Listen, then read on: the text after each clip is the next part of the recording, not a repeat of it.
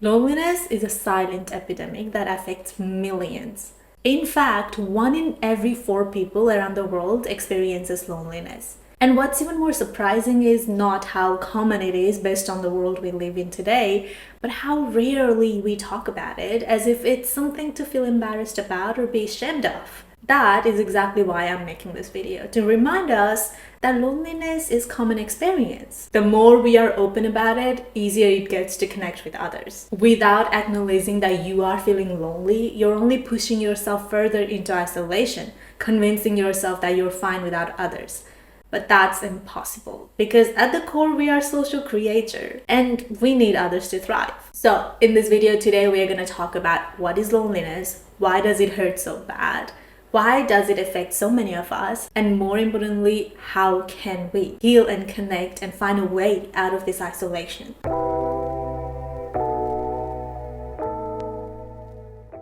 So why does loneliness hurt so bad? I recently read something very crazy and fascinating. Apparently, the part of our brain that lights up when we are physically hurt gets activated when we are experiencing loneliness. In other words, loneliness hurts as bad as physical pain. Loneliness is not just about being by yourself. It's actually about feeling disconnected with the world. Every year, 700,000 people die because of suicide. But one of the leading causes of suicide is depression. And one of the main factors of depression is feeling of loneliness and isolation. We are emotional beings, and the pain caused by isolation is real. So why do we feel lonely? Humans are inherently social beings. For most part of human history, our survival depended on being a part of community. Our ancestors relied on others for food, protection, and emotional support. And if we were left out of that tribe, it doesn't only mean danger, but it could also mean death. In simple terms, being alone wasn't just uncomfortable. It was a serious threat. Throughout the history, isolation has been seen as a form of punishment. People were excluded or cut off from the tribe as a way to punish them.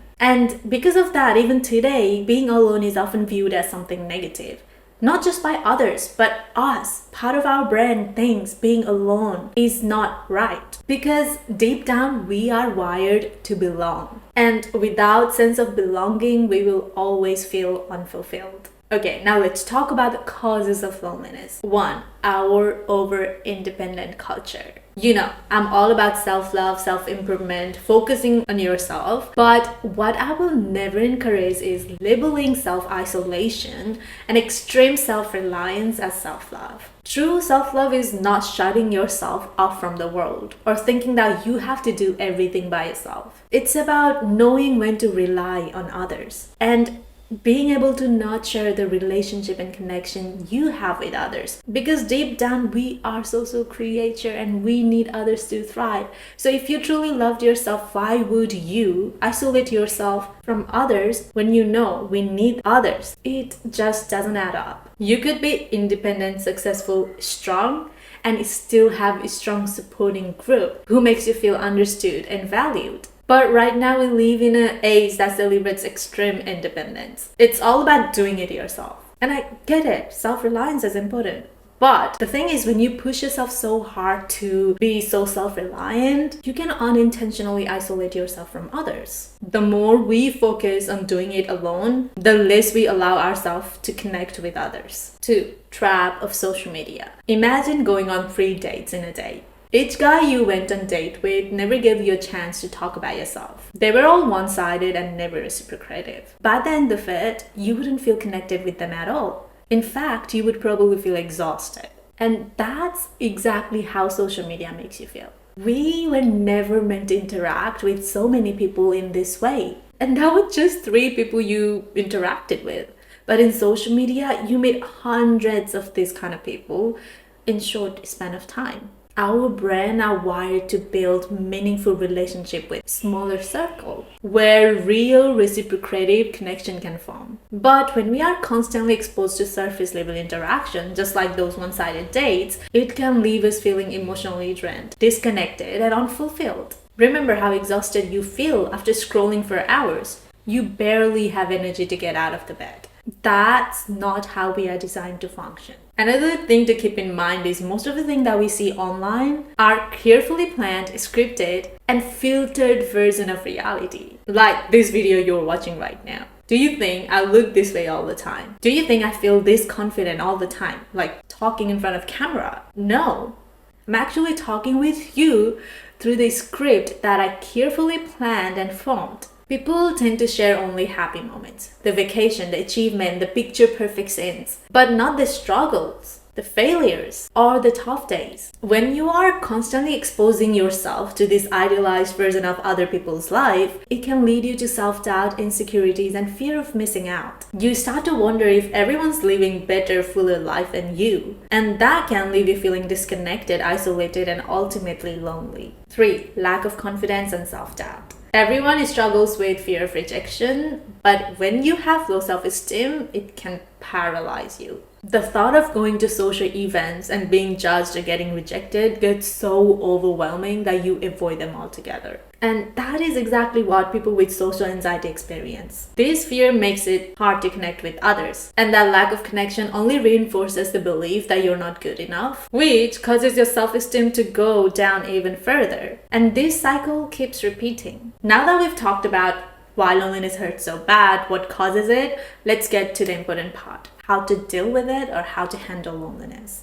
Good news is loneliness is not some disease. It's just an experience which you don't have to live with forever. So these are some steps that you can take right now. 1. Spend quality time with yourself. It might feel weird that I'm asking you to spend alone time with yourself when you're experiencing loneliness, but being alone and feeling lonely is not the same thing. You can feel lonely when you're surrounded with 100 people, and you can feel connected and happy being by yourself at home. I believe in the importance of social connection.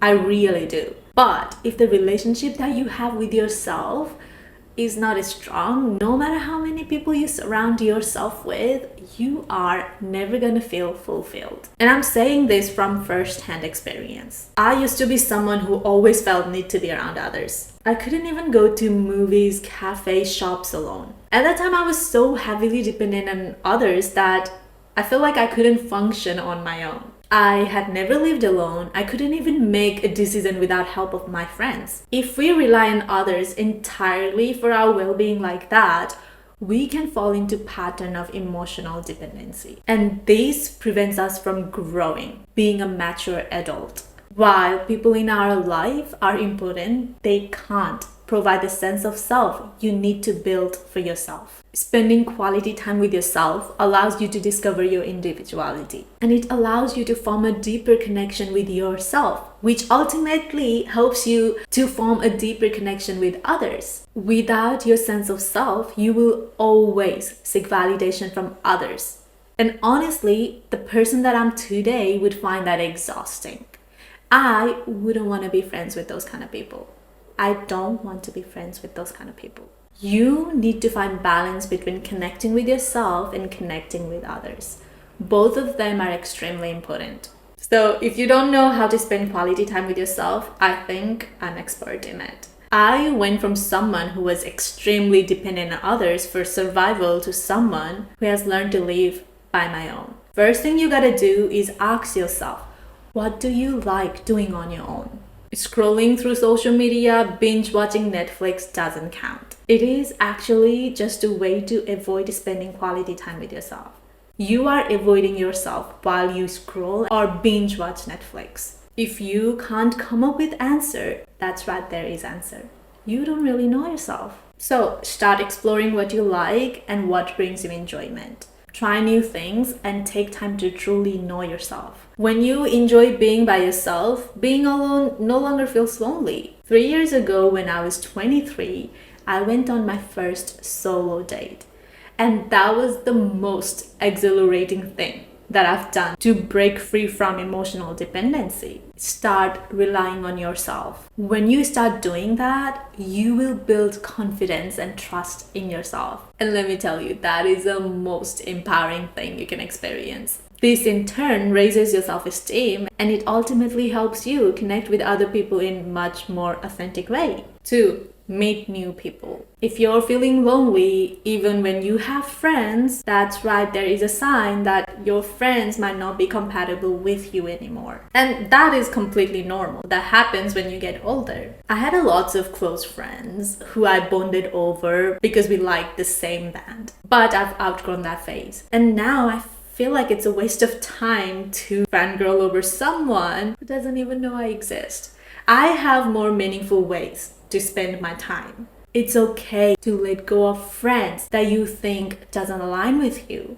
Because as we grow older, our priorities change and we change. It's really hard to stay the same for years. And if you are, clearly you're not doing something right, because we're not meant to stay stuck in the same phase forever. We're meant to grow.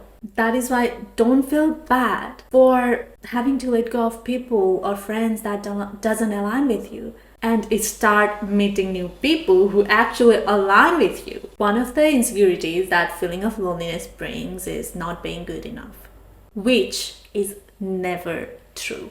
I recently experienced this. I just recently, like a month ago, came back to Brisbane, but I was living in Bali for 5 months. So in the beginning, I did make lots of friends, but it's Bali. So the people often go there for a short vacation, and people who stays there for long term already have their own friends. So the friends that I would make would always leave. And after a while, just the thought of constantly having to meet new people started to exhaust me. And I started to get sick of having same conversation over and over again with different people. So eventually I stopped trying to meet new people altogether. But over time I started to feel isolated. My mood started to drop, and I kept thinking I was not good enough to make friends, even though it was entirely my choice to not meet new people. One morning I decided to muster up the courage and go to a cafe with the intention of talking to at least one person there. Luckily, I sat down on the table across from a girl who was sitting alone,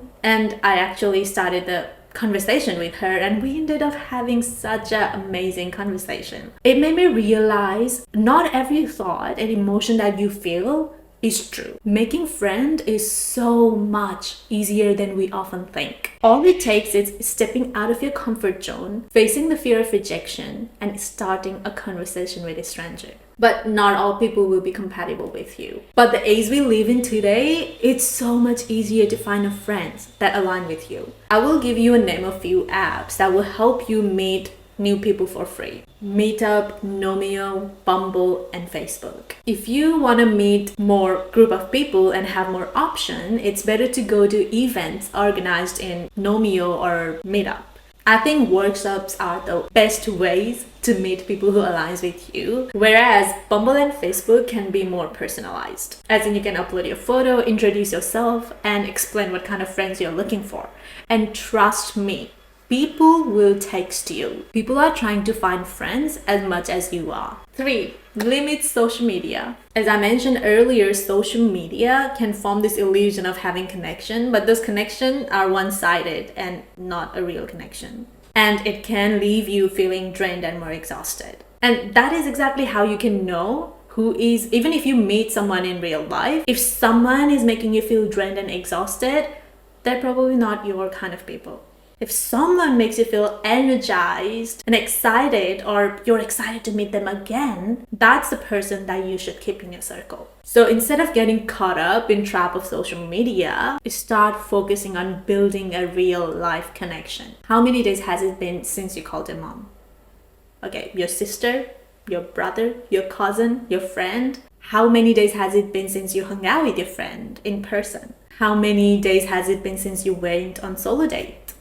Have you ever done it before? Start prioritizing real connection over quick social media dopamine hit. Next week's video will be about how to break free from social media addiction. And I know you need it. And it's not gonna be some BS like dopamine this, dopamine that. It will talk about dopamine that gets messed up because of social media, but that video will explain everything that you need to know about social media and how it's making your brain a mashed potato. Like literally. So make sure you watch that video when it's uploaded. I'll probably link it on the description when it's uploaded. Number 4, do things that are bigger than yourself. Often loneliness comes from feeling like you're undervalued or you're not important. But when you start to engage in activities that helps others, you begin to see that your effort matters. And this can give you a sense of purpose. Hence the reason I make these videos. And if you want to help me, you can do that by subscribing to my channel. Do it. For example, picking up a trash from park or beach might not feel like that big of a deal, but when you think about the fact that others will enjoy this space because you cleaned it and how you're helping the environment, it really puts things into perspective. Imagine how many people will get benefited from this cleaner space and the positive impact it has on a planet as whole. It makes you feel like you are part of something much larger. And that is the way you feel connected with the world. This also shifts your focus from your own concern to broader sense of connection, reminding you that you are part of something much larger than yourself. Number 5, consider getting a pet. Studies have shown that pets can significantly reduce feeling of loneliness and boost your mental health. Pets offer unconditional love and reduce stress and provide companionship. Dogs, for example, encourages physical activity through regular walks, which not only improves your physical health, but also increases your social interaction with others. Because there is more chance of you meeting new people when you're walking a dog rather than when you're sitting at home doing nothing. I definitely want to get one when we get our own place. Lastly, before I end this video, loneliness is a common experience, and you are not alone in this. There are people out there who are seeking connection as much as you are. They are looking for same kind of friendship you want. You just gotta tell that nagging voice, which tells you you're not good enough, to shut up for once and reach out to them. While building a social connection is important, don't forget to nurture your relationship with yourself. True connection, it starts from within. And when you feel truly connected with yourself, when you have your own identity, when you have your own sense of self, it would be easier to form genuine, deeper connection with others. So that's it for today's video. Feel free to reach out to me on Instagram if you have any questions, if you want me to cover some topics on my videos, or you can just comment down below and I will try to reply to it as soon as I can. And please don't forget to like, comment and subscribe because that would help me a lot. So see you on my next one. I love you. Bye. Mwah.